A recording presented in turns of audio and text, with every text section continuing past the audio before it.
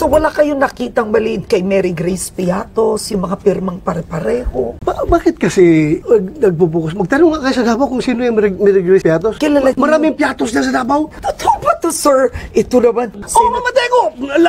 Lupa doon sa ng City High. Lupa yan ng mga Piatos. Punta ka sa Bunawan. May mga Piatos dyan. Hindi ko lang alam kung sino si Mary Grace. Pero maraming Piatos dyan. Huwag mo yung sabihin na non-existent yung tao dyan. Walang birth certificate. Ay, papahanap nga nyo. Pwede naman kasi gumawa ka ng pangalan, mag-codename ka para it's intelligence operations, confidential operations. To hide the identity of that person, they can assume nom de guerre, they can assume their codename. Pwede man gano'n. Pero pag sabihin mong, Piatos, that's an insult na pakayaman ng mga Piatos sa Davao. Ang lalaki ng lupa ng mga Piatos sa Davao. Merong Piatos sa Davao. You got me there. Okay, Yes. next question. Talaga si Senator.